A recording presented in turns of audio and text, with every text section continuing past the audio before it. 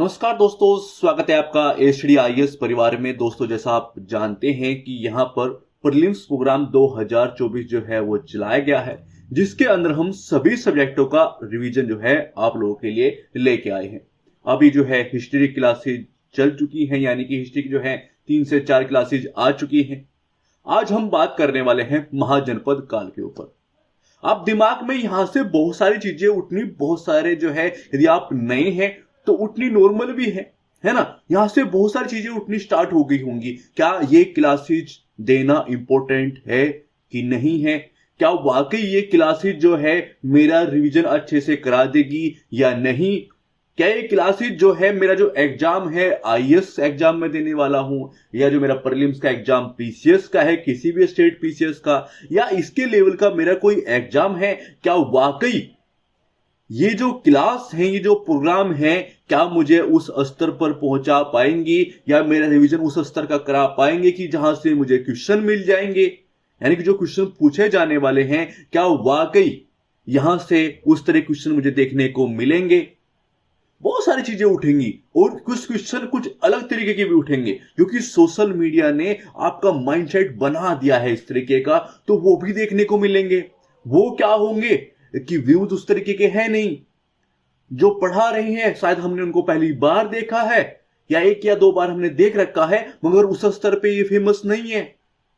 तो क्या पता किस तरह की चीजें जो है पढ़ाई जाएंगी, कौन सी चीजें हमें जो है बताई जाएंगी, कौन से में पॉइंट होंगे, क्या उन पॉइंटों का इस्तेमाल हो भी पाएगा आंसर को जो है हमें देने में। तो बहुत सारी चीजें उठ रही होंगी, है ना। तो उन क्वेश्चंस का जवाब है, क्या रिवीजन उस स्तर का होगा? पहला क्वेश्चन तो यही। इस क्वेश्चन का आंसर है कि यहां पर बिल्कुल भी चूर्ण नहीं दिया जाएगा। चूर्ण का मतलब यह है कि 2-3 घंटे में जो है पूरा सिलेबस खत्म, है ना, कि हिस्ट्री जो है 3 घंटे में खत्म। भाई, आप IAS का एग्जाम देने वाले हो, प्रीलिम्स है, बहुत ही हार्ड एग्जाम है। ये बोल देना कि नहीं नॉर्मल है, मस्ती में ही हो जाएगा, नहीं। एग्जाम वाकई हार्ड होगा, पैटर्न चेंज हो रहे हैं, तो क्वेश्चन लेवल किस तरीके से, कैसे घुमा फिरा के कैसे क्वेश्चन पूछे जाए, एग्जाम का प्रेशर होता है, तो बहुत सारी चीजें होंगी। टॉपिक को कैसे कवर किया जाए, है ना, तो बहुत सारी चीजें हैं।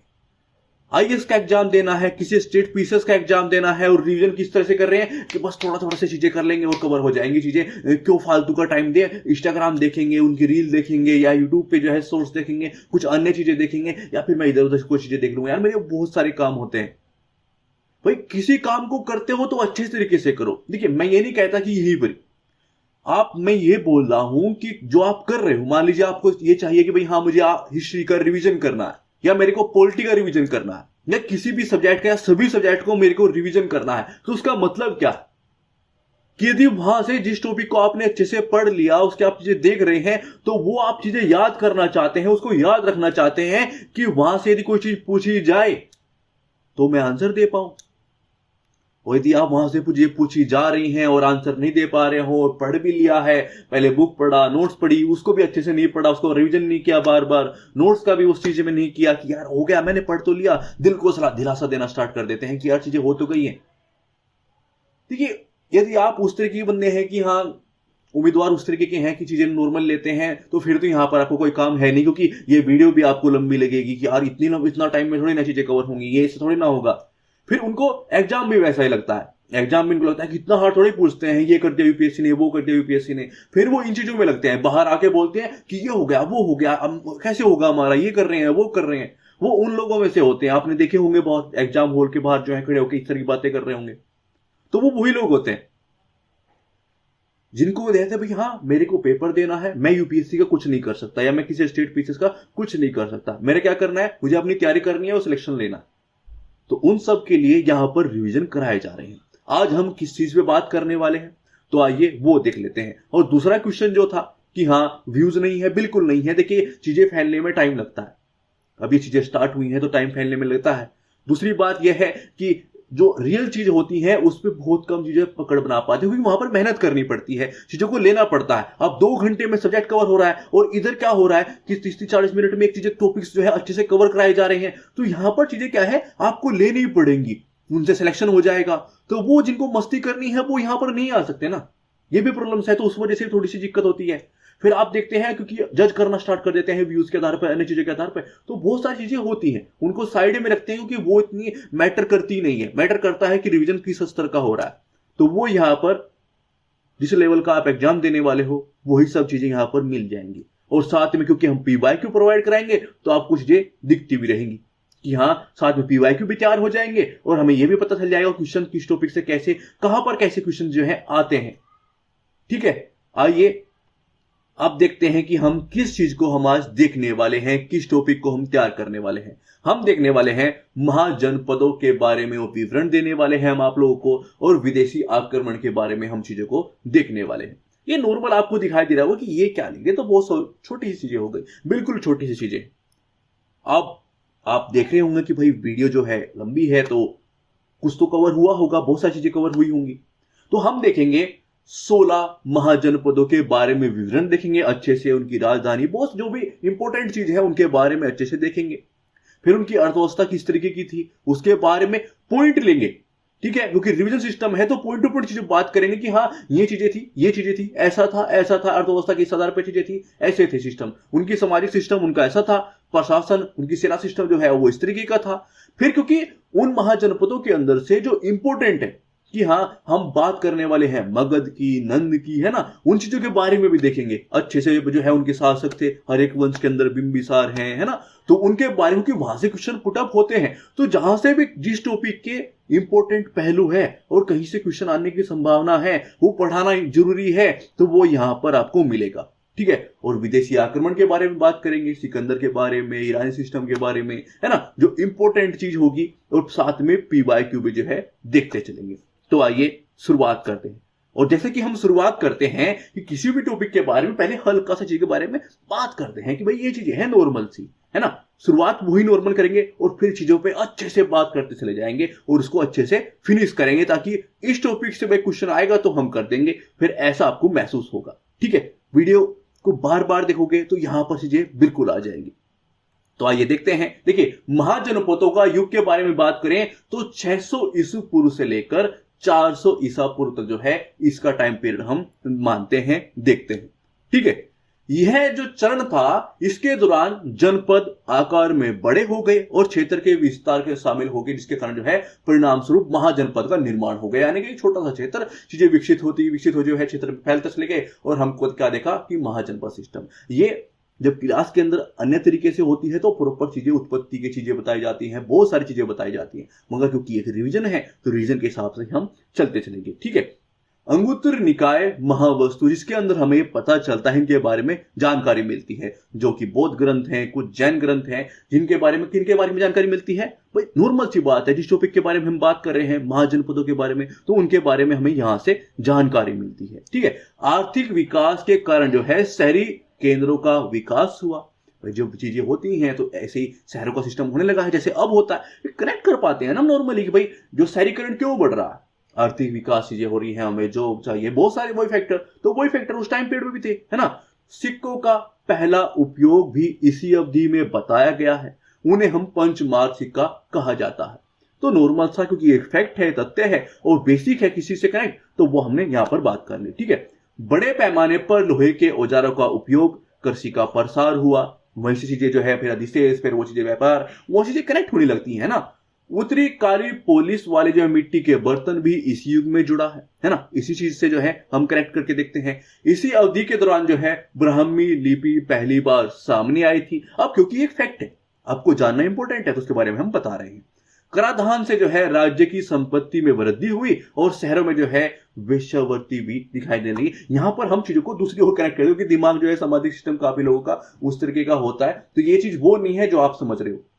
व्यापारी सिस्टम है, पूरी एक जो है व्यापार कॉलोनी होती थी, उसको जो है उस तरीके की हम बात कर रहे हैं, है ना, तो आप उस चीज को कुछ गलत मत ले जाना। ठीक है, बौद्ध और जैन संप्रदायों को छोड़कर जो है महिलाओं की स्थिति में भी गिरावट सिस्टम आया है। तो ये तो बेसिक चीज है, बेसिक जो है जो हमने देख लिया। अब बढ़ते हैं हम आगे, पहले एक पीवाईक्यू देख लेते हैं, है ना। ये आया है सीडीएस एग्जाम 2024, क्योंकि जो है यूपीएससी से संबंधित है, तो कहीं पर चीजें कनेक्ट होती हैं और वो हम पीवाईक्यू से देखते हैं। कि यदि आप देखोगे ना कि सीडीएस है, एनडीए है ना, तो सीए है, तो इस तरह के एग्जाम हम देखते हैं, पीसीएस, स्टेट पीसीएस, यूपीएससी, तो हम देखते हैं कि कहीं ना चीजें जो है चेंजेस करके पूछे जा रहे हैं, है ना। तो वहां से चीजें हम देखना स्टार्ट करते हैं, तो हमें लगता है कि यदि हम पीवाईक्यू से अच्छे से अध्ययन करते हैं तो क्वेश्चन को पकड़ पाते हैं। जो हम नोट्स, बुक्स से चीजों से हम नहीं देख पाते, वहां से हम पीवाईक्यू से पकड़ पाते हैं, एग्जाम पैटर्न पकड़ पाते हैं। ठीक है, तो आइए क्वेश्चन देख लेते हैं। प्राचीन भारतीय महाजनपदों के बारे में निम्नलिखित कथनों में से कौन सा जो है वो सही है। अब क्योंकि मैं पीवाईक्यू आपको जो कनेक्ट करके बता रहा हूं, आप देख लीजिएगा, बौद्ध एवं जैन ग्रंथों में जो है 16 महाजनपदों की सूचीबद्ध किया गया है, उसके बारे में बताया गया है। अभी जस्ट पहले हमने इसके बारे में बात की, भाई बौद्ध और जैन ग्रंथों के 16 महाजनपद सूचीबद्ध किया गया है, उसके बारे में विवरण है। नहीं आपने देखिए, यहां पर हमने बात की है, इस लाइन के अंदर इसकी जानकारी का स्रोत ये यहां पर मिलता है ना। तो उसके बारे में हमने बात की। देखिए, एक लाइन होती है, यदि आप अच्छे से फोकस करके क्लास को देखते हो ना, तो वहां से आप चीजें पकड़ पाते हो और आगे आपको ये चीजें महसूस होंगी। अब हम देखेंगे विवरण, और वो ऐसे देखेंगे कि हाँ, नॉर्मली चीजें थोड़ा सा इंटरेस्ट भी बढ़े और मजा भी आए और चीजें भी पूरी हो जाए। देखिए, महाजनपद की बात करें, पहले हम बात करते हैं कौशल की। उसकी राजधानी क्या है? श्रावस्ती है। आधुनिक स्थान की बात करें जो हाल ही में जहां पर है, वो पूर्वी उत्तर प्रदेश है। इसके बारे में हल्की सी बात करते हैं। इनके 3 जो है नगर के बारे में, शहर के बारे में बात करूं, सरयू पर जो है अयोध्या है और उसे लगा हुआ साकेत, उत्तर प्रदेश के गोंडा और जो है बहराइच जिलों की सीमा पर स्थित जो है श्रावस्ती। 3 महत्वपूर्ण जो है कोसाल नगर है, तो उनके बारे में हमने बात करी भी। हाँ, इस तरह की चीजें हैं, जो भी उनसे इंपॉर्टेंट चीजें, कनेक्टिव सिस्टम होगा, उसके बारे में हम बात करते चलेंगे। बात करते हैं मगध की, तो उसकी रानी जो है राजगृह है ना। राजधानी क्या है? राजगृह है। और गया और पटना यहां पर हमें अभी ये देखने को मिलेंगे, उसके आसपास का एक क्षेत्र है। ठीक है, मगध का उल्लेख जो है अथर्ववेद में मिलता है, जिससे पता चलता है कि मगध जो है अर्ध ब्राह्मणवादी निवास स्थान था और यह वर्तमान में बिहार के अंदर जो है अंगा के करीब जो है स्थित है, जो कि चंपा नदी से विभाजित था। कौन सी नदी से किस क्षेत्र को विभाजित किया जा रहा है, उसके बारे में बताया जा रहा है, ये आप लोगों के लिए इंपॉर्टेंट है। और किसकी राजधानी क्या है, ये भी इंपॉर्टेंट है, क्योंकि क्वेश्चन पूछे गए हैं। वो पीवाईक्यू में आपको बताऊंगा भी कि हाँ देखिए, ऐसे क्वेश्चन आते हैं कि एक तरफ जो है महाजनपद रख दी जाएंगे, एक तरफ उसकी राजधानी रख दी जाएगी, या फिर यहां पर ऐसा कर दिया जाए कि हाँ ये है, ये लीजिए कि भाई हाँ ये कौशल है, मगध है, ये छेदी है ना, ये स्थान है ना, ये क्या है? महाजनपद है। और यहां पर स्थान के बारे में बात की, भाई यहां पर पर्टिकुलर किस स्थान पे ये चीजें हैं, किस स्थान पर हैं, तो उसके बारे में ऐसे क्वेश्चन पूछे गए हैं और फिर से जो है पूछे जाने की संभावना है। ठीक है, तो आइए अब हम आगे बढ़ते हैं। छेदी की बात करें महाजनपद की, और उसकी राजधानी क्या है, तो वो है सोथीवती। ठीक है, और स्थान क्या है, वो है जयपुर। अब क्योंकि ये किसी स्टेट के अंदर आता है, यहां पर थोड़ा सा देखिएगा, पटना है, किसी स्टेट के अंदर की एक बात हो रही है। ठीक है, जयपुर है। काफी बार क्या होता है कि हमें नॉर्मल सी चीजें पता होती है, मगर स्टेट वो दिमाग में, क्योंकि एग्जाम का प्रेशर उस तरीके से होता है, तो स्लिप काफी बार हो जाती है, तो फोकस करेंगे। ठीक है, इसका उल्लेख जो है ऋग्वेद में किया गया है। राजधानी जो है सोतीवती है। ठीक है, वर्तमान में कहां पर है? वर्तमान में बुंदेलखंड के क्षेत्र में स्थित है। ठीक है, आइए आगे बढ़ते हैं। अगला महाजनपद है काशी। राजधानी है वाराणसी। आधुनिक स्थान है बनारस। ठीक है, उसके विवरण के बारे में बात करूं तो यह वाराणसी में स्थित है। इस शहर का नाम जो है मत्स्य पुराण में वर्णित है, वरुणा और 80 नदियों के नाम पर पड़ा है। अगला महाजनपद है वज्जी। इसकी राजधानी वैशाली। और आधुनिक स्थान की मैं बात करूं तो वो है बिहार, यानी कि आपको इसको देखना हो तो आपको बिहार जाना पड़ेगा। ठीक है, इसके बारे में कुछ विवरण के बारे में बात करें तो वज्जी में अलप तंत्र अथवा गणतंत्र शासन प्रणाली का पालन किया जाता है। गंडक नदी ने वज्जी को कोसल महाजनपद से अलग कर दिया। इस पर लिच्छवियों का शासन है। विधेन, वर्जी और ज्ञात्रिक वज्जी पर शासन करने वाले ये महत्वपूर्ण कुल है। इनकी जो जातियां हैं उसके बारे में यहां पर बताया जा रहा है कि ये कुछ महत्वपूर्ण जातियां हैं। ठीक है, और लिच्छवी ने यहां पर शासन किया और इससे संबंधित जो है पीवाईक्यू के अंदर क्वेश्चन पूछा गया है और इस तरह के क्वेश्चन जो है वो आते हैं। इसलिए जो है हम प्रॉपर चीजें आपको बता रहे हैं कि हाँ ये महाजनपद है, ये इनकी राजधानियां हैं, क्योंकि जो है सूची के अंदर इस तरह क्वेश्चन आते हैं। आधुनिक स्थान से संबंधित भी क्वेश्चन सूची के अंदर बनाए जा सकते हैं और उनसे संबंधित जो विवरण है वहां पर भी क्वेश्चन आए हैं और आए जाने की संभावना है। ठीक है, वज्जी को जो है बौद्ध और जैन दोनों ग्रंथों में 16 महाजनपदों में से एक के रूप में जो है वो सूचीबद्ध किया गया है। यहां पर उनके सभी के बारे में विवरण है, तो इसके बारे में भी विवरण है। बात करें मल्ला की, तो इसकी राजधानी है कुशीनगर, देवरिया और उत्तर प्रदेश आधुनिक स्थान है। ठीक है, इसका उल्लेख जो है बौद्ध और जैन ग्रंथों में जो है महाभारत में मिलता है। मल एक जो है गणतंत्र था। ये किस तरीके का वहां पर प्रशासन था उसके बारे में यहाँ पर जानकारी दी गई है। उनसे संबंधित कुछ जो है विशेष जानकारियां हैं वो हम आप लोगों को जो है प्रोवाइड करा रहे हैं। पीवाईक्यू देखें तो विश्व का पहला गणतंत्र वैशाली में जो है किसके द्वारा स्थापित किया गया था, तो वो किया गया था लिच्छवी द्वारा। ये चीज हमने देखने को मिली। काफी क्वेश्चन जो है वो इस तरह के होते हैं कि हम नहीं नॉर्मली पकड़ पाते, मगर वो इंपॉर्टेंट है, ये आपको दिखाई देगा। ठीक है, अंग महाजनपद की बात करते हैं तो राजधानी क्या है, वो है चंपा। ठीक है, स्थान की हाल ही के स्थान की बात करें तो मुंगेर और जो है भागलपुर की हम बात करते हैं, वहां पर इस स्थान को हम देख सकते हैं। कुछ इससे इंपोर्टेंट चीजें देखते हैं। अंग महाजनपद का उल्लेख जो है महाभारत अथर्ववेद में मिलता है और बिंबिसार के जो है शासन काल में इस पर मगध साम्राज्य का अधिकार हो गया था। वर्तमान में जो है बिहार और पश्चिम बंगाल में ये स्थित है। तो ये कहां पर स्थित है उससे संबंधित जो है हम बात कर रहे हैं। देखिए, अगले महाजनपद की बात करें तो वो कुरु है, राजधानी इंद्रप्रस्थ और मेरठ दक्षिण पूर्व जो है हरियाणा, ये वहां पर इसका एक क्षेत्र है। ठीक है, कुरुक्षेत्र के आसपास का क्षेत्र जो है तटस्थ कुरु महाजनपद का स्थल है और यहाँ जो है शासन के गणतांत्रिक स्वरूप में चला गया है ना। ये चीजें याद रखना। पांचाल जो है उसकी राजधानी क्या है, अहिच्छत्र, और कौन सा है, काम्पिल्य। तो ये क्योंकि ये दो राजधानी की बात हो रही है तो ये भी दिमाग में रखिएगा। क्षेत्र कौन सा है, पश्चिम उत्तर प्रदेश। अब ये दो राजधानी की बात हुई है तो ये क्या सिस्टम है, देखिए ये सिस्टम है। प्राचीन ग्रंथों के अनुसार जो है पांचाल को दो वंश थे, एक क्या उत्तरी पांचाल, ठीक है, और दूसरा दक्षिण। दोनों वंशों का जो है विभाजन भागीरथी नदी द्वारा किया जाता है। कौन सी नदी द्वारा, भागीरथी। ठीक है, अहिच्छत्र जो है उत्तरी पांचालों की राजधानी थी, जबकि जो है काम्पिल्य दक्षिण की। ठीक है, प्रारंभ में जो है उन्हें सरकार के राजतांत्रिक स्वरूप का पालन किया और बाद में जो है गणतांत्रिक स्वरूप में बदल गए। ठीक है, क्योंकि बेसिक चीजें हम देख रहे हैं जो कि इंपॉर्टेंट है ना भाई। ये तो फैक्ट हो गए सीधे कि ये महाजनपद है, ये इनकी राजधानी है, ये स्थान है। उनके थोड़े से बेसिक सिस्टम भी देखेंगे और जो इंपॉर्टेंट होंगे उनको अच्छे से पढ़ेंगे, है ना। आइए अब आगे बढ़ते हैं, एक पीवाईक्यू देख लेते हैं। सूची है, अभी मैंने आपको बताया था कि महाजनपद और राजधानियां क्वेश्चन आया है यूपीपीएससी 2017 के अंदर, आपके सामने आप चेक भी कर सकते हैं ऑनलाइन। ठीक है, अब महाजनपद दिए गए हैं कि मत्स्य किससे संबंधित है, विराटनगर। कुरु किस चीज से संबंधित है ना, कि भाई ये कौन सा किस चीज से संबंधित है, कि भाई ये कहां पर है, असम कहां पर है, सुरसेन कहां पर है ना। तो यहां पर इस तरह क्वेश्चन जो है कि महाजनपद और राजधानियां, अभी मैंने आपको बताया था कि भाई हाँ इस तरह के क्वेश्चन आते हैं। ये रहा एग्जाम्पल कि मत्स्य किस चीज से संबंधित है ना, इंद्रप्रस्थ से संबंधित है, कि विराटनगर से संबंधित है, कि मथुरा से संबंधित है, कुरु किससे संबंधित है। तो इस तरह क्वेश्चन जो है वो पूछे जाते हैं। ठीक है, अब बात करते हैं हम आगे। देखिए, मत्स्य इसकी राजधानी क्या है, वो है कौशाम्बी। कहां पर है, इलाहाबाद के अंदर है। यह जो है महाजनपद शासन के जो है राजतंत्रीय स्वरूप का पालन करता था। यह आर्थिक गतिविधियों के लिए जो है एक केंद्रीय शहर था। 6वीं शताब्दी ईसा पूर्व में जो है एक समृद्ध व्यापार और व्यवसाय परिदृश्य था। ठीक है, बुद्ध के उदय के बाद जो है शासक उज्जैन में बौद्ध धर्म का जो है राजकीय धर्म बना दिया। अब बात करते हैं अगले महाजनपद की, तो वह है मत्स्य।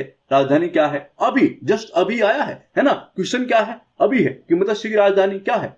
ये देखिए विराटनगर, है ना। कहां पर है, जयपुर। देखिए, पांचालों के जो है पश्चिम में और कौरवों के दक्षिण में जो है स्थित था। राजधानी विराटनगर में थी और वर्तमान में जयपुर के आसपास ये स्थान जो है स्थान है। सुरसेन की बात करें तो राजधानी मथुरा है और स्थान कौन सा है, पश्चिम उत्तर प्रदेश है। मेगास्थनी के समय पर जो है स्थान कृष्ण पूजा का केंद्र था और साथ ही यहां पर जो है बुद्ध के अनुयायी भी प्रबल थे। ठीक है, अब अगले कुछ पीवाईक्यू बात करते हैं। क्वेश्चन आया है यूपीपीएससी 2017 के अंदर ही कि 6वीं शताब्दी ईसा पूर्व के जो है मत्स्य महाजनपद कहां स्थित था। देखिए, अभी कहां पर स्थित है, जयपुर। और अभी मैंने बताया है कि भाई कभी बार हम थोड़े से हो जाता है किसी क्षेत्र के बारे में तो जानते हैं कि मगर स्टेट सिस्टम राजस्थान। अभी सामने आपके एग्जांपल है जो मैं आपको बता रहा हूं, वो आपको प्रूफ करके भी दिखा रहा हूं कि हाँ वाकई इस तरह से चीजें होती हैं। यहां पर चूर्ण नहीं चल रहा है तो आपको दिख रहा होगा। ठीक है, अब बात करते हैं सूची की कि प्राचीन जनपद की बात हो रही है और राजधानी की। सेम क्वेश्चन, वही चीजें फिर से। पांचाल पांचाल की 2 राजधानी मैंने बताई थी। अब यहां पर जो है अयुत क्षेत्र की बात हो रही है, तो मगर कामपिल्ले की भी हो सकती है, क्योंकि पांचाल की बात की है, दक्षिण और उस चीज के बारे में बात नहीं कर रहा है ना, तो वो भी हो सकता है। कौशल क्या है, श्रावस्ती सिस्टम है, वदस्य क्या है भाई, कौशाम्बी है ना, जो है इंद्रप्रस्थ है, तो वो चीजें आप देख लीजिएगा, ठीक है, हम आपको बता रहे हैं। अश्वमाक राजधानी क्या है, पैठण है ना, ये गोदावरी बैंक का क्षेत्र है। इसमें जो है महाजनपद की राजधानी जो है प्रतिष्ठान या फिर हम बोलते हैं पैठण में स्थित है। यह गोदावरी के तट पर जो है स्थित है, इसलिए इसका क्षेत्र वो बताया गया है। अवंती जो है महिषामती और जो है उज्जैन बताई जाती है। महिषामती है ना, आपने मूवी तो प्रॉपर देखी होगी। क्षेत्र क्या है, मालवा और मध्य प्रदेश। बौद्ध धर्म के उदय के संबंध में जो है अवंती महत्वपूर्ण थी, और अवंती की राजधानी जो है उज्जैनी या फिर जो है महिष्मती है ना, महिष्मती साम्राज्य है, गाना सुना होगा आपने। यह वर्तमान मालवा और मध्य प्रदेश के आसपास जो है स्थित है। मूवी देखी होगी, मगर ये इंपॉर्टेंट है ना, यहां पर चीजें, क्योंकि एग्जाम में मूवी नहीं आएगी, वहां पर आएंगे क्वेश्चन, जो कि वहां पर उससे मजा नहीं आता यदि उसका आंसर आप ना जानते हो, ठीक है। अब बात करते हैं गांधार की, तो राजधानी क्या है, तक्षशिला, और स्थान क्या है, रावलपिंडी। ये प्रॉपर फैक्ट चल रहे हैं, है ना, और इस तरह से चीजें मिल जाना नॉर्मली मजा आ जाता है कि भाई हाँ, हमें पता चल गया वो उस जनपद के बारे में, हमें पता चल गया उसकी राजधानी, ये नॉर्मल मिल भी जाता है, मगर किस स्थान पे हमें ये भी, और उससे जुड़ी जो है बेसिक जानकारी भी, ठीक है। राजधानी क्या है, तक्षशिला में। गांधार का उल्लेख क्या है, अथर्ववेद में किया गया है। लोग जो है युद्ध कला में अत्यधिक प्रशिक्षित थे, और यह जो है अंतरराष्ट्रीय व्यावसायिक गतिविधियों के लिए महत्वपूर्ण था, ठीक है। अब बात करते हैं आगे, कंबोज, पुंछा राजधानी, ठीक है, राजौरी और जो है हाजरा, ये क्या है, स्थान के बारे में। कंबोज की राजधानी जो है पुंछ है, और वर्तमान कश्मीर और जो है हिंदू कुश में ये स्थित है। कई साहित्य स्रोत में उल्लेख है, और कंबोज एक गणतंत्र था। अब ये चीजें बेसिक चीजें हैं, लगने में ये लगता है कि भाई यार गणतंत्र था, नॉर्मल सी चीजें पूछी जा रही है, नॉर्मल सा स्थान बताया जा रहा है, राजधानी है, मगर जब क्वेश्चन आते हैं तो प्रॉब्लम्स क्रिएट करते हैं, इसलिए चीजों को बार बार रिपीट करके देख लीजिएगा। आइए एक और क्वेश्चन देख लेते हैं। निम्नलिखित में से कौन सा एक ईसा पूर्व 6वीं शताब्दी के जो है प्रारंभ में भारत का सर्वाधिक शक्तिशाली राज्य था, तो वो कौन सा था। इस टाइम पीरियड क्वेश्चन पहले आते थे, अब उतने समय कर मैं बता रहा हूं कि हाँ क्वेश्चन कैसे पूछे जाते हैं, आंसर मगर है आप भी जानते हैं, इतना बेसिक चीजें हैं। अब बात करते हैं इन महाजनपदों के अर्थव्यवस्था के बारे में, तो वो भी जानना जरूरी है, इनकी सामाजिक व्यवस्था भी जाननी जरूरी है ना, इनकी प्रशासन सिस्टम के बारे में जानना जरूरी है, तो क्वेश्चन कहां से क्रिएट होगा रब जाने, मगर हमारी सब चीज तैयार है, ये हमें जानना जरूरी है ना। आइए अर्थव्यवस्था के बारे में देखते हैं। अधिकांश शहरी बस्तियों में जो है व्यापारी और कारीगर रहते हैं। व्यापार जो है शिल्प का अभ्यास वंशानुगत था, है ना। ये चीजें देखिए कि व्यापार जो है शिल्प का अभ्यास जो है वंशानुगत था, क्योंकि भाई अपनी चीजें हैं, हम अपने आप को भी बताएंगे ना, अपने बच्चों को बताएंगे भाई देखिए ये चीजें मैं करता हूं, ये तू कर लिए, पैसा कमाएंगे, मौज तरीके लेंगे, है ना। ये चीजें हैं, फिर दूसरे से क्यों बताएंगे, वो सीखने की इच्छा रखेगा तो बताया जाता है ना, इच्छा नहीं रखेगा तो क्यों, वंशानुगत चलती है अभ्यास, ठीक है। उस समय के जो है अधिकांश महत्वपूर्ण शहर जो है नदियों और व्यापार मार्गों के किनारे बसते थे, क्योंकि हमें जो है कृषि सिस्टम जो है करना पड़ता था, ठीक है, वो व्यापार चीजें चलती थी। निष्का और शतमान नामक जो है मुद्राओं द्वारा व्यापार को प्रोत्साहन मिला था। वैदिक ग्रंथों में इसका उल्लेख है, लेकिन इसका कोई पुरातात्विक साक्ष्य नहीं मिला है। हो सकता है चीजें अवैध मगर चीजें हैं तो हम आपको बता रहे हैं। आगे बात करते हैं। कुल्हाड़ी, फरसा, चाकू, छुरा, कील, दराती आदि के जो है लोहे के औजार थे। इसके उपयोग से कृषि को आसान बनाया गया, है ना। औजार तैयार किए गए, उससे कृषि को आसान बनाया गया। धान रोपाई का अभ्यास किया गया, ठीक है। आप 2-4 बीघा लगाइए धान, फिर आपका भी अभ्यास अच्छे से हो जाएगा। उन्होंने भी किया है, आप भी कर लीजिएगा, ठीक है। इसके अलावा जो है जौ, कपास, दालें, बाजरा, गन्ने का भी उत्पादन किया जाता था। इनका अभ्यास करना हो तो आप हमारे खेत पे आ जाएगा, वहां पर जो है अभ्यास आपका हम करा सकते हैं, ठीक है। आगे बढ़ते हैं। 1/6 कृषि उपज का भुगतान जो है सहायक एजेंट को कर के रूप में जो है किया जाना था, और कोई मध्यवर्ती जमींदार नहीं थे उस टाइम पीरियड पे, ठीक है। धनी किसानों को जो है गृहपति कहा जाता था। वैसा का मतलब जो है मर्चेंट स्ट्रीट था, ठीक है।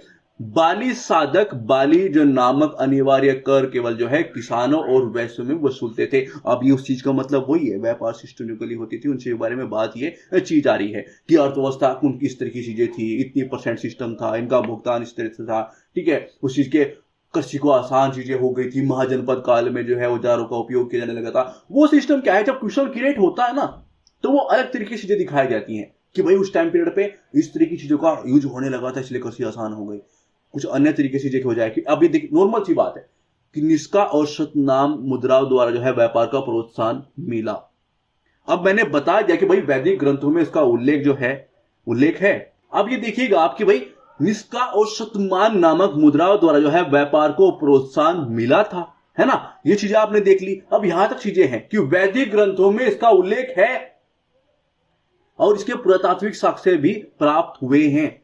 मगर जब चीजें एग्जाम हॉल में होंगी तो क्या आप वाकई लगेगा कि ये गलत हो सकता है, वहां पर आप ये सोच के देखिएगा, ठीक है। तो ऐसी चीजों को हमें देखना चाहिए शंका के आधार पर। अब बात करते हैं समाज की। देखिए लोग 3 प्रकार के गांव में रहते थे। पहले प्रकार में ऐसे गांव में शामिल थे जिनमें विभिन्न जाति और समुदाय के लोग जो हैं एक साथ रहते थे। इसके प्रमुख को जो है भोजक कहा जाता था। दूसरे प्रकार के कौन थे, उप शहरी क्षेत्र में शामिल थे, जैसे जो है शिल्पियों का आधिपत्य था और यह शहर एवं गांव के बीच में जो है कड़ी थे।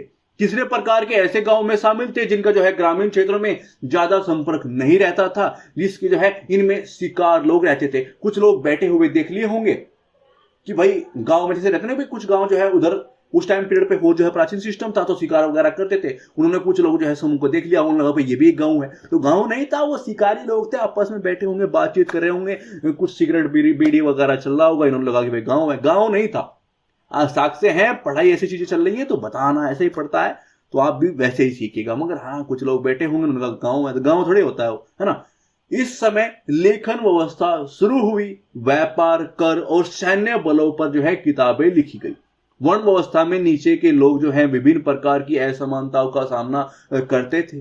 शाही एजेंटों द्वारा जो है गंभीर दंड दिए जाते थे। ये इनकी सामाजिक सिस्टम था। ये 3 प्रकार के गांव थे, ऐसी सिस्टम था। तो वो मैंने आपको बता दी, इंपॉर्टेंट है, चीजें क्रिएट होती हैं, ठीक है। प्रशासन और सेना की बात करें तो जहां पर हमें बुद्ध के पुनर्जन्म की जो है कहानियों के बारे में पता चलता है। महान धार्मिक नेताओं की जो है भूमि अनुदान देने की व्यवस्था का उल्लेख किया जाता है ना। राजा प्राथमिक रूप से जो है युद्ध के प्रमुख की भूमिका निभाते थे। राजा सबसे ऊंचा प्रशासनिक अधिकारी होता था जिसे जो है अन्य पदाधिकारियों का समर्थन प्राप्त होता, जिनमें जो है महामातर कहते थे, ठीक है। मंत्री हैं, सेना नायक हैं, न्यायाधीश हैं, राजकोष के प्रमुख जो है भूमिका उसमें निभाते थे। इसी प्रकार के जो कार्यों करने वाले जो है अन्य अधिकारियों को आयुक्त कहा जाता था। पीछे सपोर्टर ना हो तो सब घबराते हैं, राजा भी घबराता है, तो ये सब जो है सपोर्टर होते हैं। मंत्री हैं, सेना नायक हैं, न्याय से भाई आप चलो हम आपके साथ हैं, तो वैसा कुछ चीजें नारे लगते हैं ना, तो वैसे इनके पीछे भी लगते थे कि राजा आप बढ़े चलो, मंत्री, सेना नायक, न्यायाधीश, राजकोष आपके साथ है ना। तो गांव का प्रशासन गांव के प्रमुख के अंतर्गत संचालित होता था, जिसे जो है ग्राम भोजक, ग्रामीणी, ग्रामिका कहा जाता था। इस समय जो है अस्थायी और जो है बड़ी सेनाएं होती थी। तो प्रशासन की बात कर ली, सेना के बारे में बात कर ली। अब देखिए क्योंकि मैंने बताया था कि कुछ इंपोर्टेंट होगा तो उसके बारे में अच्छे से बात करेंगे। तो बात करते हैं मगध की। उसके उत्थान के कारण क्या रहे। सामरिक भूगोलयान का जो क्षेत्र है, राजगीर और पाटलिपुत्र, संसाधनों की प्रचुरता जैसे कि लोहा, जलोढ़ मिट्टी, गंगा के मैदान। अब यहाँ के उत्थान के कारण के बारे में भी क्वेश्चन चीजें हो जाती हैं, क्या क्या चीजें कारण रहे उसके, ये कारण में 1-2 गलत होगा, 1-2 सही होंगे, चीजें हो जाती हैं, ठीक है। युद्धों के हाथियों का अधिक उपयोग, मगध समाज का प्रगतिशील दृष्टिकोण, बिंबिसार और अजातशत्रु आदि जैसे जो है सक्षम, उद्यमशील, महत्वाकांक्षी शासक, ये वो ऐसी जो है उनके बारे में अच्छी अच्छी बातें, ठीक है। आगे बढ़ते हैं। अब देखते हैं एक PYQ। प्राचीन महाजनपद मगध की प्रथम राजधानी कौन सी थी। ये क्वेश्चन आया है बिहार PCS के अंदर। यहाँ पर पाटलिपुत्र है, वैशाली है, चंपा है, अंग है, जो है राजगीर वो यहाँ पर नहीं है। तो आंसर हमारी ओर से ये है, तो आप हमारी ओर से ये ले लीजिएगा, बाकी आपको पता है, ठीक है। अब बात करते हैं बिंबिसार की। कुछ जो है शासक है जिनकी बारे में इतनी व्याख्यान किस्म किया कि भाई ये थे वो थे, तो उनके बारे में देख लेते हैं कि वो क्या थे। देखिए हम इनकी टाइम पीरियड की बात करें तो 542 से 493 ईसा पूर्व की बात हो रही है बिंबिसार की। मगध का पहला महत्वपूर्ण शासक था। बिंबिसार जो है बौद्ध धर्म का संरक्षक था, फिर भी बौद्ध स्रोतों में उसके वंश का चर्चा नहीं की गई है। कितना बुरा किया यार, वो आपका संरक्षक है, उसके बारे में बात नहीं करोगे, कैसे लोग हो, ठीक है। बिंबिसार की राजधानी जो है राजगृह और गिरिव्रज थी। उन्हें जो है सैन्या के रूप में वर्णित किया गया है, यानी कि एक सेना के साथ, है ना। राजवंशीय विभव में जो है बिंबिसार और कौशल वज्जी समकालीन शासकों के बीच जो है सद्भावना को बढ़ावा दिया। ठीक है कि या तो आप हमें वैसे ही अपना क्षेत्र दे दीजिए, यानी हाँ, या तो फिर हम आप पे अटैक करेंगे, या फिर आपकी लड़की जो है उस पे अटैक मतलब उस पे उससे शादी करेंगे। अटैक समझ रहे हैं यार, गलत चीजें नहीं समझनी। ठीक है, आगे बढ़ते हैं। बिंबिसार ने जो है अवंती के राजा प्रद्योत की मित्रता जीतने के लिए अपने निजी चिकित्सक जीवक का उज्जैन भेजा। अब नॉर्मल सी बात है कि भाई अपने चिकित्सक को किसी की जान बचाने के लिए भेजा, क्योंकि आपको उससे मित्रता करनी है, उससे आपको कुछ ना कुछ लाभ चाहिए, है ना, उसके बारे में आप कुछ सोचते हैं, तो इसलिए आपने वो चीजें भेज दी। अब यहां पर भी क्वेश्चन क्रिएट हो जाते हैं, देखिएगा। ठीक है, बिंबिसार का आक्रमण अंग महाजनपद की ओर था, इसे मगध में मिला लिया गया था। ठीक है, प्रशासनिक तंत्र जो है जटिल हो गया था और राज्य की शक्ति जो है मजबूत हो गई थी, क्योंकि बौद्ध साहित्य में जो है 80,000 ग्रामीणों यानी जो ग्राम प्रधान की उनकी चर्चा जो है दी गई है। तो इसके बारे में कुछ चीजें थी, इसके बारे में हमने जान लिया कि ये तो वो शादी कर लेता था या फिर वो अटैक करते थे, नॉर्मल भी मिला लेते थे बातचीत करके, ऐसे में जो चिकित्सक सिस्टम भेज के, ऐसी चीजें हैं कि भाई आप हमारे सपोर्टर रहिएगा, बाकी आपकी जो दुख है, जो पीड़ा है, हम अपने डॉक्टर भेज रहे हैं, है ना। तो वो चीजें होती थी। अब देखते हैं कुछ PYQ। मगध शासक जो है बिंबिसार का चिकित्सक कौन था? अभी देखा बिहार पीसीएस में क्वेश्चन आया कि जीवक थे, है ना। गौतम बुद्ध के समय जो है प्रसिद्ध वैद्य जीवक किसके दरबार में रहते थे? नॉर्मल सी है ना। क्वेश्चन जो है UPPSC 2016 के अंदर भी आया है, बिहार पीसीएस के अंदर भी आया है। क्या वाकई ये चीजें अलग हैं? बस पूछने का ढंग अलग है। इसलिए मैं आपको बार बार बोलता हूं कि PYQ से में बहुत कुछ समझ में आता है कि एक इंपॉर्टेंट पहलू वो क्या है, उनका चिकित्सक बिंबिसार का जीवक।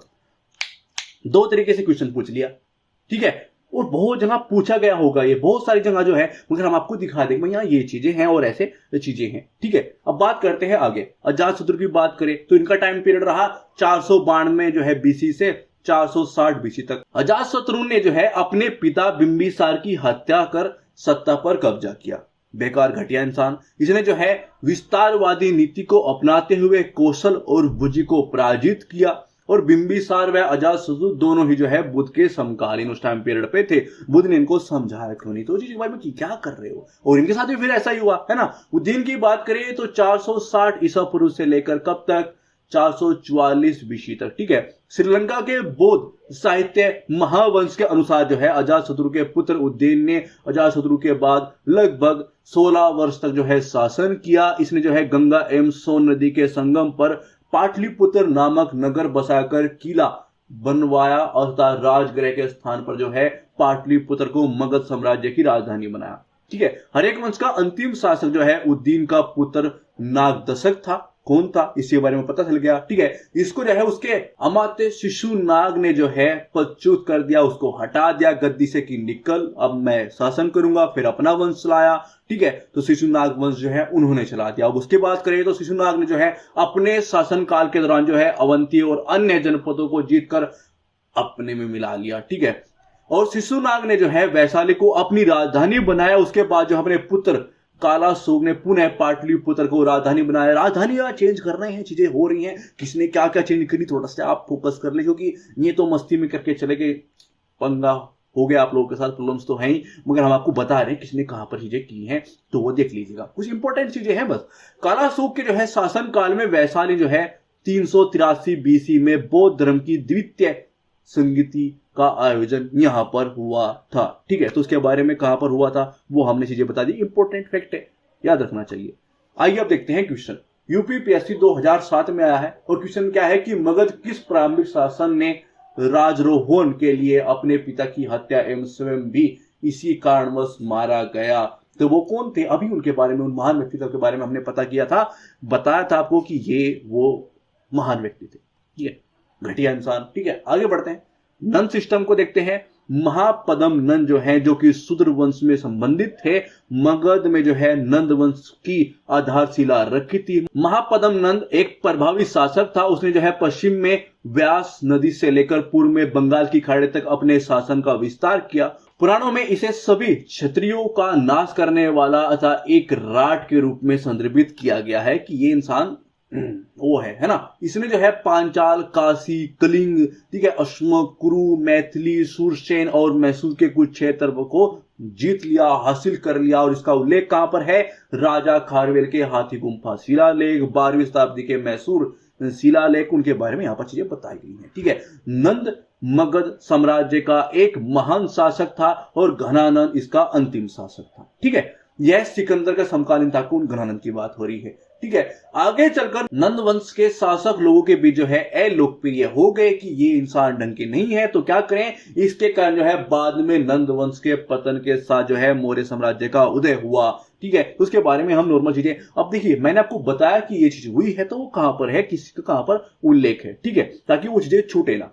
अब बात करते हैं दूसरी चीज की, वो क्या है? विदेशी आक्रमण, उसके बारे में देखेंगे। देखिए, भारत में ईरानी आक्रमण की बात करें तो साइरस द्वितीय ने जो है हकामनी साम्राज्य की स्थापना की और उसमें जो है मगध में बिंबिसार के शासनकाल के दौरान जो है सिंधु नदी के पश्चिम में भारत के क्षेत्रों पर विजय हासिल की। आगे चलकर यह गांधार एवं कंबोज पर विजय प्राप्त करने में सफल रहा। इसके पोते जो है डेरियस प्रथम में पंजाब एवं सिंध पर जो है विजय हासिल की थी। किसने कहां पर की? पंजाब और सिंध पर जो है विजय हासिल की। इसके जो है परिणाम स्वरूप भारत एवं ईरान के बीच जो है व्यापार को बढ़ावा मिला और भारत पर जो है इसकी भाषा और साहित्य की कला के पर्व में वृद्धि हुई। ठीक है, उसने हमारी चीजें पे कब्जा किया और हमारी कला पे पता नहीं किस तरह की हिस्ट्री चीजें जो है वो की गई हैं, क्या घोलमेल किया गया है चीजों के बारे में बस रब ही जानता है। मगर क्या करें, हमारे एग्जाम के लिए इंपॉर्टेंट है तो इस तरह की चीजें करनी पड़ती हैं। ठीक है, घंटे के आकार के गुम्बद जैसे है अशोक कालीन स्मारक और भारत में खरोष्टी लिपि का आगमन इसके प्रभाव के रूप में देखा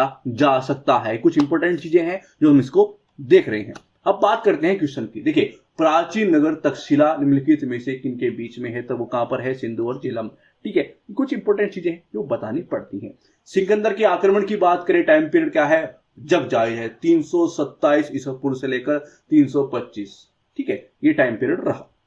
अंतिम हकामनी शासक डेरियस को जो है पराजित करने के बाद हिंदू कुश को पार करते हुए जो है कुछ क्या करने के लिए आए थे? सिकंदर ने जो है उत्तर पश्चिम भारत में प्रवेश किया, जो कि 327 बीसी में हकामनी प्रांत था। ठीक है, तक्षशिला के शासक आम्बी ने जो है सिकंदर के सामने समर्पण कर दिया कि हमारे बस का तो है नहीं, लीजिए हाथ जोड़े, बाकी आप कर लो जो करना है। ठीक है, झेलम एवं रावी नदी के बीच जो है शासन करने वाले पुरुष को पराजित किया। किसने किसको किया वो तो सच्चाई वो ही लोग जानते थे, मगर हिस्ट्री के अंदर इस तरह की चीजें हैं तो वो दिखाई देती हैं, क्योंकि वो उस पर अटैक कर रहे हैं, उसको पराजित भी कर रहे हैं। फिर वही सेना जो जीत रही है इतने बड़े शासक को, इतने बड़े योद्धा को, ठीक है, फिर वो क्या करती है? वापिस ले जाते हैं कि हम आगे नहीं बढ़ सकते। जो सब कुछ पार करके आए उस पर कुछ नदियां पार नहीं हो रही हैं। तो अजीब तरीके की चीजें हैं, तो बस वो तो अलग तरीके की चीजें हैं, उन पे अलग डिबेट है। मगर यहां पर हाँ, एग्जाम के लिहाज से ऐसा हुआ है, पराजित में हुए हैं। फिर उन्होंने देखा,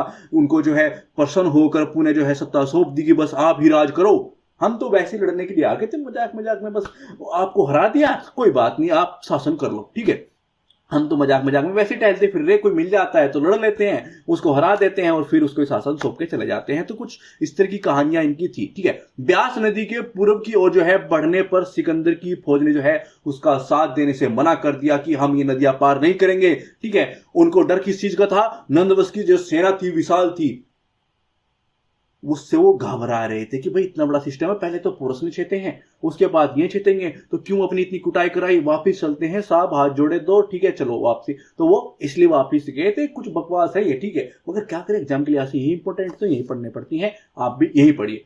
उत्तर पश्चिम भाग में जो है कुछ ग्रीक बस्तियों को बसाने के बाद जो है 323 बीसी में बेबीलोन में सिकंदर की जो है मृत्यु हो गई थी। कहानी इसकी तो खत्म हुई। ठीक है, मरा। ठीक है, आगे बढ़ते हैं। सिकंदर के आक्रमण के समय जो है उत्तर भारत पर निम्नलिखित राजवंशों में किसका एक शासन था? आईएएस 2000 में क्वेश्चन आया है। नॉर्मल सकते भाई, आक्रमण हुआ तो किस टाइम पीरियड पे कौन था, किससे हिट रहे थे, अभी मैंने नॉर्मल बताया है। दूसरा क्वेश्चन क्या है कि युद्ध भूमि में बड़ी संख्या में सैनिकों के मारे जाने अथवा जो है आहत हो जाने के बाद किस भारतीय गण अथवा राज्य की जो है सिवियों ने सिकंदर के विरुद्ध शस्त्र धारण किया था? तो वो लोग ये थे, अशोक वाले लोग थे कि आज हम ही देख लेंगे तेरे को। ठीक है, तो इस तरह की वीरांगनाएं यहाँ पर हुई हैं, इस तरह की चीजें हैं यहाँ पर हुए हैं। और आप हमें कुछ अन्य कहानियां पढ़ाओगे तो कैसे विश्वास करें? अब हम जो है हमारी आंखें खुल चुकी हैं, है ना। तो वो चीजें हुई हैं, मगर उसके भी डिबेट का मुद्दा है, चीजें आहिस्ते आहिस्ते सामने से आनी स्टार्ट होंगी, तब तक जो पैटर्न है एग्जाम का हम उसी पे चलते हैं। अन्य क्वेश्चन क्या आया है कि भारत में सिकंदर की जो है सफलता निम्न कारणों से थी। वो क्या था कि उस समय भारत में कोई केंद्र सत्ता नहीं थी, इतनी बकवास मत कीजिए, ये तो गलत है। उसकी फौज बेहतर थी, हाँ ठीक है मान लेते हैं। उसे भारतीय शासकों में भी सहायता मिली थी, हाँ ये कुछ लोग तो थे ही, ठीक है। वह एक अच्छा प्रशासक था, चलो मान लेते हैं, ठीक है। ये चीजें थी, तो आंसर हमारा ये हो गया, ठीक है। अब बढ़ते हैं आगे, कुछ प्रभाव देख लेते हैं। देखिए प्रभाव की बात करें तो भारत और ग्रीस यानी कि यूरोप के बीच जो है सीधा संपर्क हो गया। सिकंदर के इतिहासकारों के जो वर्तान, क्योंकि आप ही हारे हो, अपने राजा को कैसे बताओगे कि इतना बुरा उनको पीटा गया था, मारा गया था, भगाया गया था, तो बस बताते हैं कि भाई नहीं बस कुछ ऐसी लेप लगाते हैं ना, तो वैसे ही उनके वर्तान तो लेप लगाया, हमारे वाले लिखना भूल गए होंगे, लिखे गए तो उनको तीली लगा के जला दिया गया होगा, ठीक है। काल के बारे में जानकारी हमें प्राप्त होती है, तो जिनके बारे में जानकारी हमें जहां से प्राप्त होती है वो उस तरह की चीजें हम आपको बता रहे हैं। भारत में इंडो बैक्ट्रियन और पार्थियन राज्यों की स्थापना हुई थी। भारत में गांधार शैली का जो कला का विकास जो है यूनानी प्रभाव का ही परिणाम है। भारत में देखिए नॉर्मल सी लाइन है, मगर यहां से क्वेश्चन क्रिएट हुआ है। सिकंदर द्वारा जो है नए स्थल और जलमार्ग के खोजे गए थे। नॉर्मल सी चीज देखिएगा, क्वेश्चन क्या है कि निम्नलिखित में सत्य कथन चुनिए, ठीक है सुन लेते हैं। भारतीयों ने जो है यूनानियों के छत्र प्रणाली और मुद्रा जो है निर्माण की कला को ग्रहण किया था, ठीक है। भारत में गांधार शैली का विकास ईरानियों के प्रभाव का परिणाम था, जबकि किसके था? यूनानियों के, है ना। तो ऐसी चीजें चेंज हो जाती हैं। आंसर क्या है? केवल है कि भाई पहला ही सही है, दूसरा तो गलत है ना। अभी देखा है नॉर्मली अभी, तो ऐसे हमें चीजों को पकड़ते चलना है कि भाई हमारे लिए क्या इंपॉर्टेंट है, पीवाईक्यू हमने साथ में प्रोवाइड कराई है। तो प्लीज वीडियो को शेयर कीजिएगा। देखिए हम चीजों को सब कवर करेंगे तो फिर एग्जाम में भी सब चीजें कवर होंगी, यानी क्वेश्चन जो है आंसर हम दे पाएंगे। और यहां पर चीजें कवर नहीं करेंगे तो फिर वहां पर भी कवर नहीं होंगी, और वहां पर कवर नहीं हुई तो फिर एग्जाम में सिलेक्शन नहीं हुआ तो फिर क्या पढ़ना फायदा, एक साल लगाया फिर वो नहीं हुआ। तो प्लीज वीडियो को शेयर कीजिएगा, लाइक कर दीजिएगा, चैनल को सब्सक्राइब कर लीजिए। हमेशा यहाँ पर सभी सब्जेक्टों को रिवीजन कराने वाले हैं। थैंक्स फॉर वॉचिंग, धन्यवाद।